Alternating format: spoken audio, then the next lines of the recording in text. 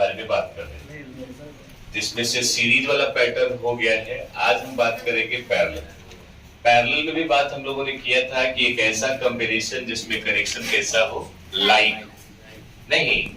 तो डेफिनेशन के बाद यदि उसको हम फिगर से देखें और उसको बनाए तो उसमें पहला ऑप्शन लिखेंगे ए नंबर। फर्स्ट ए में लिखिएगा कि व्हेन सेल्स आर आइडेंटिकल। पहला ए में लिखेंगे when cells are identical connected in parallel. When cells are identical connected in parallel. तो इसका ये पैटर्न सेम टू सेम वैसा ही है। जैसे देखिएगा ध्यान से, एक सेल बाबू आपका ये वाला हो गया और इस सेल के साथ हम ऑलरेडी जानते हैं कौन सा रेजिस्टेंस लगे रहता है, इंटरनल रेजिस्टेंस। और ये ई है। E1, E2, E3 इसलिए नहीं है क्योंकि क्वेश्चन में ऑलरेडी बोला है कैसा होना चाहिए, आइडेंटिकल। फिर यहां से भी एक आप सेल ले सकते हैं, ये पॉजिटिव ये नेगेटिव। फिर इसके साथ क्या होगा, इंटरनल रेजिस्टेंस। यहां पर n आइडेंटिकल हमने सेल लेना है, तो पॉजिटिव नेगेटिव पॉजिटिव और कौन सा। तो n को दिखाने के लिए आप यहां पर चाहे तो ऐसे डॉटेड लिख देंगे। ये डॉटेड क्या रिप्रेजेंट करता है, देखिए ये रिप्रेजेंट करता है कि बहुत सारे हमारे पास अभी सेल हैं। This one is your internal resistance. Clear.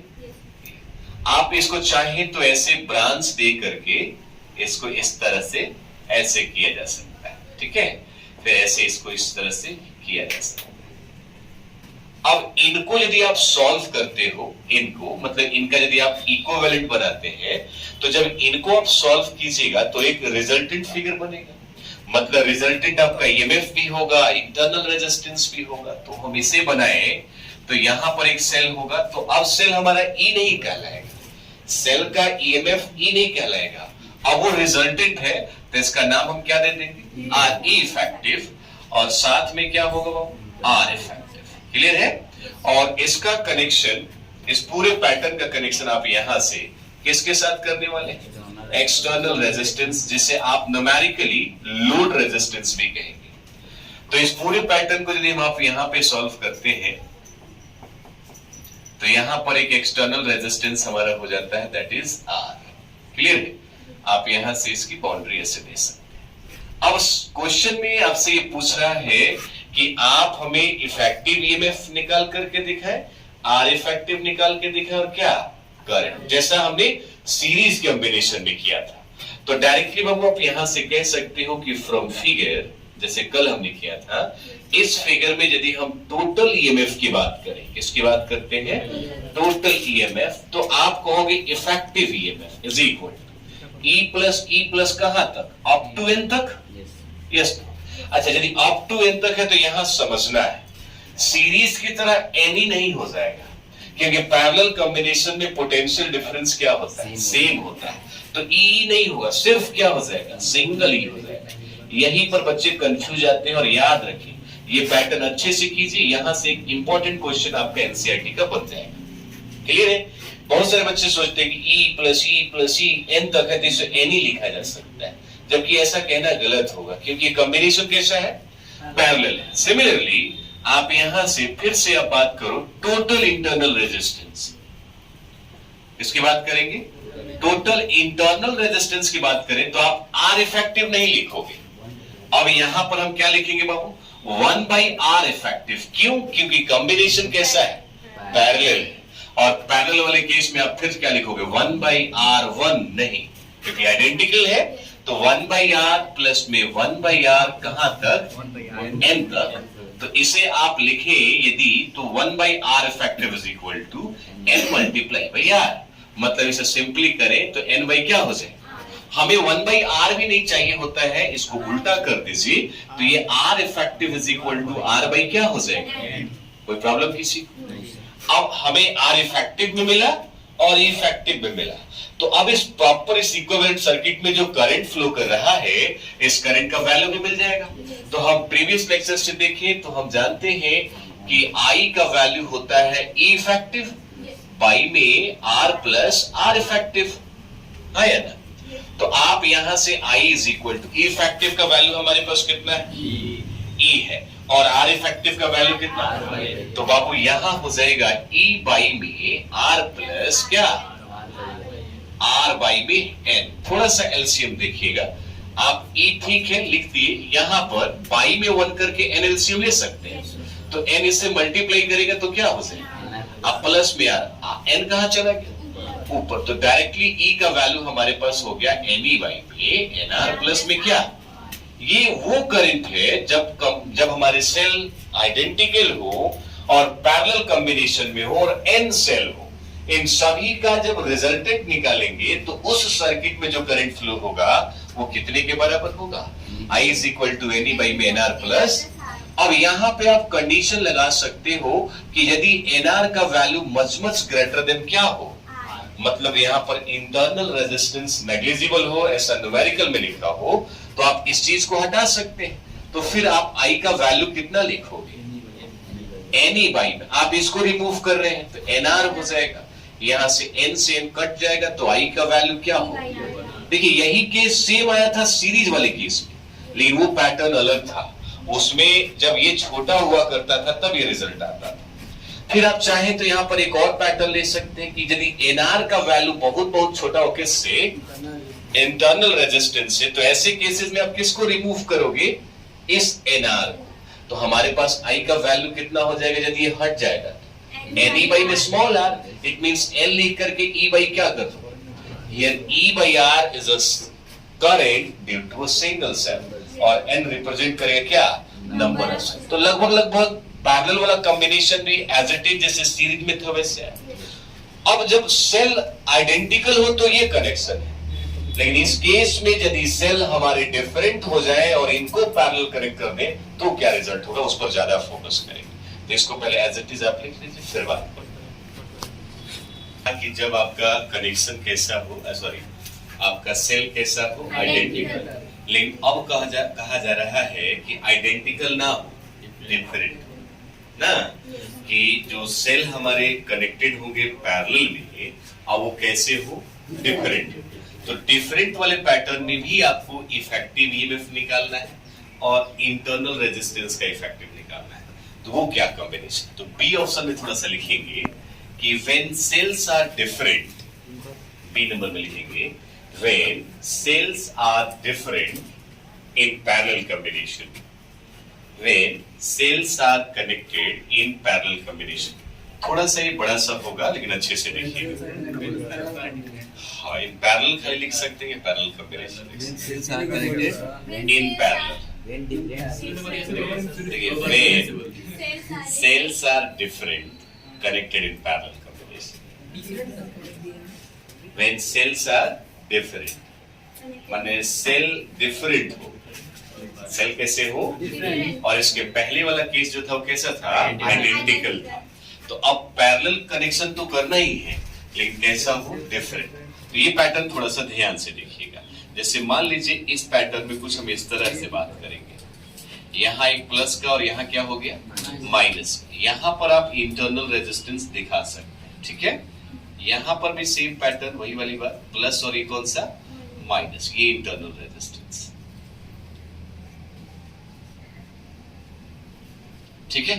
इसके दोनों पॉइंट्स को आप कंसीडर कर लीजिए, this one is your x और ये आपका जेड हो जाएगा, वाई हो जाएगा, कुछ भी मान लीजिए भाई, ये आपका प्लस है और ये वाला ये प्लस, और ये देखिए इसका प्लस इसके प्लस से ही कनेक्टेड है, इसका माइनस इसके माइनस, कनेक्शन लाइक है तो पैरेलल, लेकिन ईएमएफ दोनों का अलग अलग है। इसका क्या नाम रखा और इसका नाम क्या रखा, इसके पहले वाले केस में ये दोनों आपस में इक्वल थे जिसको आपने आइडेंटिकल नाम दिया।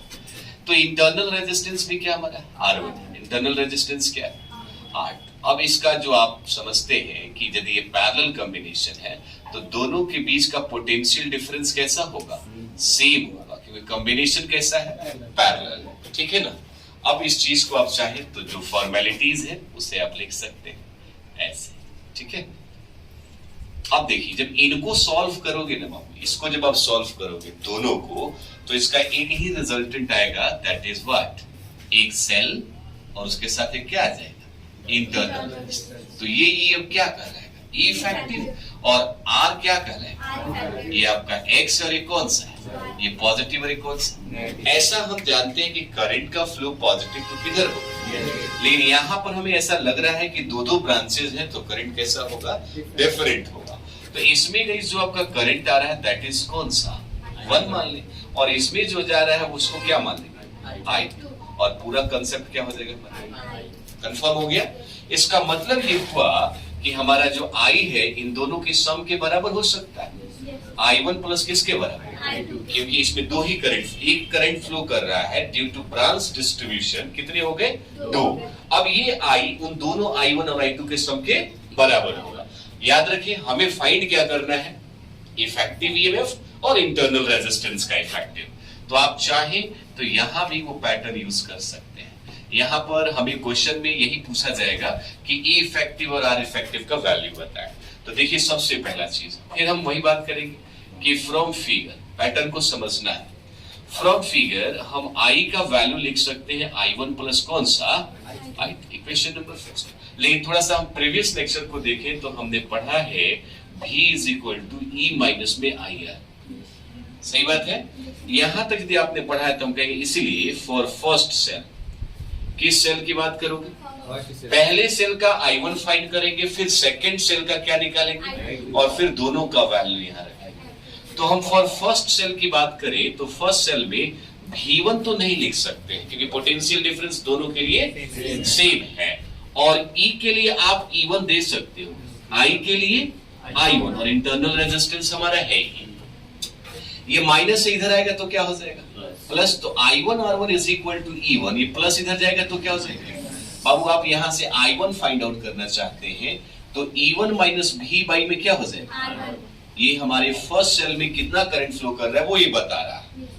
हम सेकंड सेल की बात करें तो इस पूरे पैटर्न को ना लिखें, सिमिलरली करके I1 की जगह क्या लिख सकते हैं, और E1 की जगह और R1 की जगह, लेकिन भी वहां भी सेम क्योंकि कॉम्बिनेशन कैसा है। तो हम यहां से आपको कहे फिर से बाबू कि सिमिलरली फॉर सेकंड सेल, किस सेल की बात कर रहे हैं, दूसरे सेल में यदि आप आ जाए तो I1 की जगह पर क्या हो जाएगा, I2, E1 की जगह पर E2 माइनस V बाई में क्या हो जाएगा, सेम पैटर्न आ गया। अब ये जो I1 और I2 है इन दोनों का वैल्यू आप फर्स्ट में पुट कर सकते हैं। तो यहां से हम बात कर सकते हैं कौन सा, यूजिंग इक्वेशन नंबर कौन सा, फर्स्ट।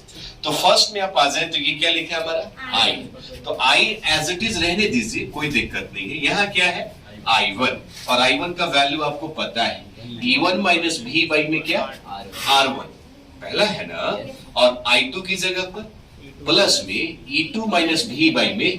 देखिए यहां से अब ज्यादा खेल नहीं, यहां से थोड़ा सा बेसिक प्रोसेस है।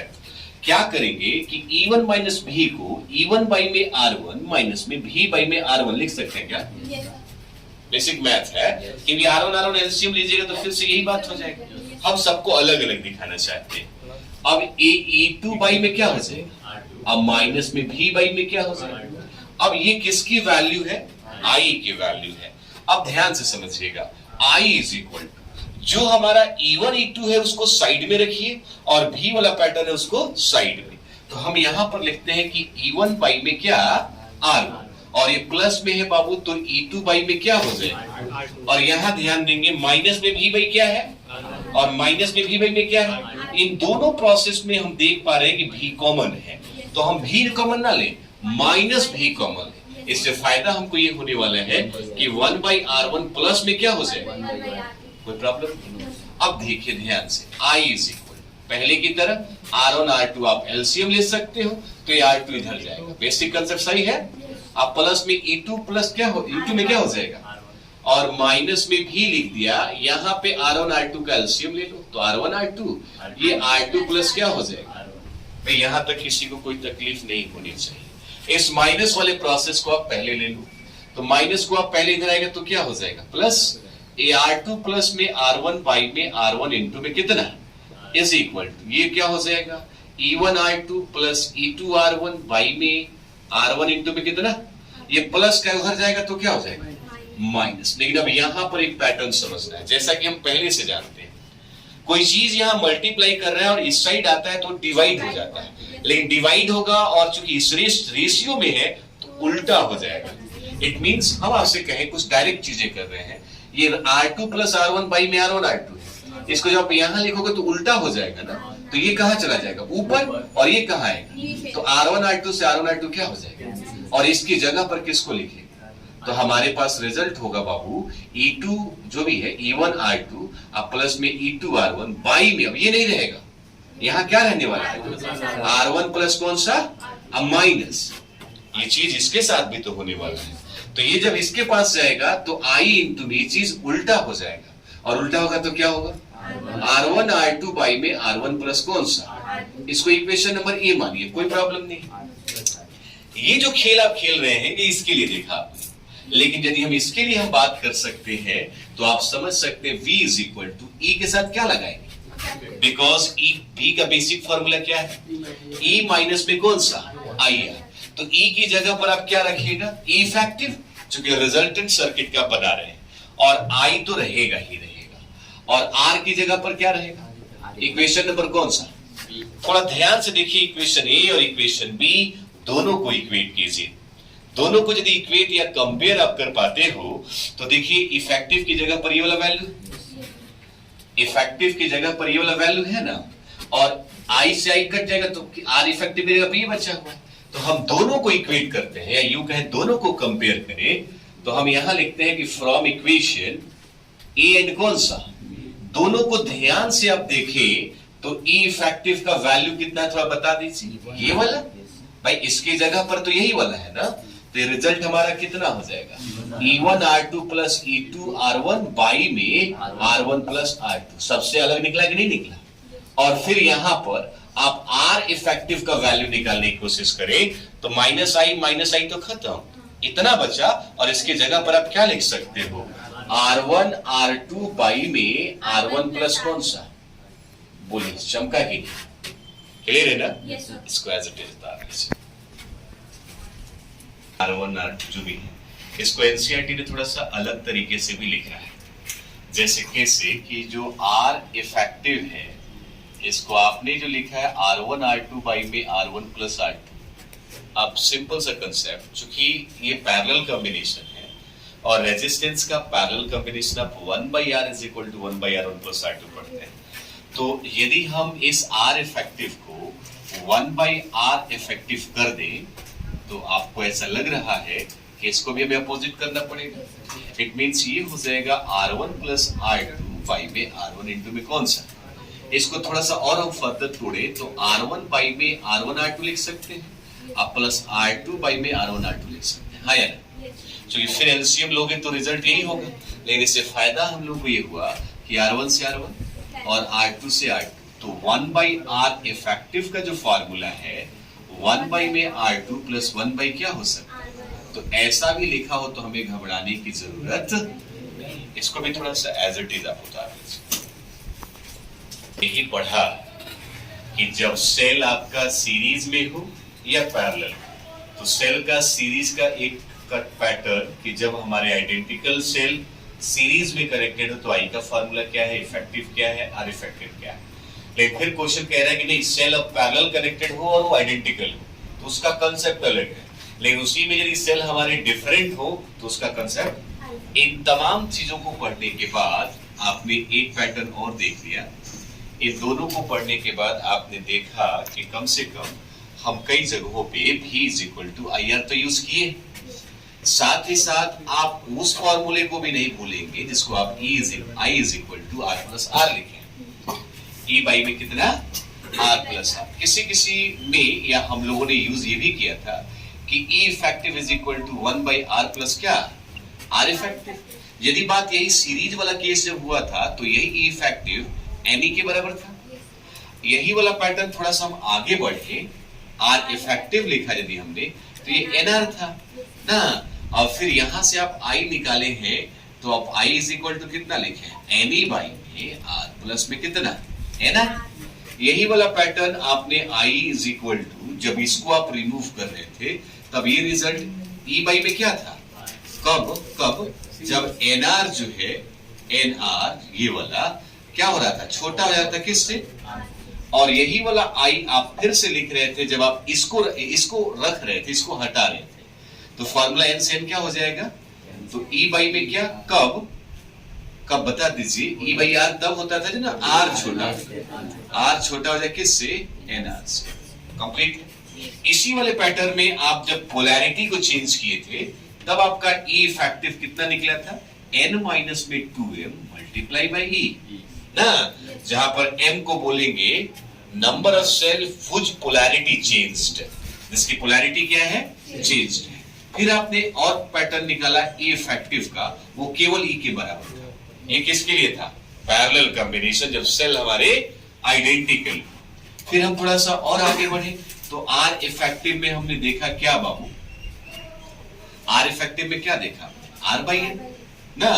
फिर इसी पैटर्न को थोड़ा सा हम और आगे बढ़ाए तो ई इफेक्टिव का वैल्यू ये वाला आ गया, E1 R2 प्लस में कौन सा, E2 R1 बाई में R1 प्लस कौन सा, R2। फिर इसको थोड़ा सा और हम आगे बढ़ाए तो R इफेक्टिव कितने के बराबर, R1 R2 बाई में कौन सा, R1 प्लस R2। फिर इसको थोड़ा सा और आप आगे बढ़ा दो, R इफेक्टिव तो 1 बाई में R2 प्लस 1 बाई में कौन सा, इसके अलावा भी कुछ और पढ़े क्या, नहीं ना। अब इतने पैटर्न को समझे तो इसको जानते हैं हम क्या बोलते हैं, फॉर्मूला यूज्ड। फॉर्मूला यूज तो बोला आपने। अब हम बात करेंगे थ्योरी को पढ़ने के बाद इन तमाम फॉर्मूलों पर न्यूमेरिकल कैसे इंप्लीमेंट करना है। तो इनको कैसे इंप्लीमेंट करते हैं सिखाते हैं। पहले आप इसको एज इट इज नोट कर लीजिए, फिर इस पर किस तरह का न्यूमेरिकल आता है, क्या आपका TYS है, एक एक पैटर्न बताते हैं। लिख लीजिए।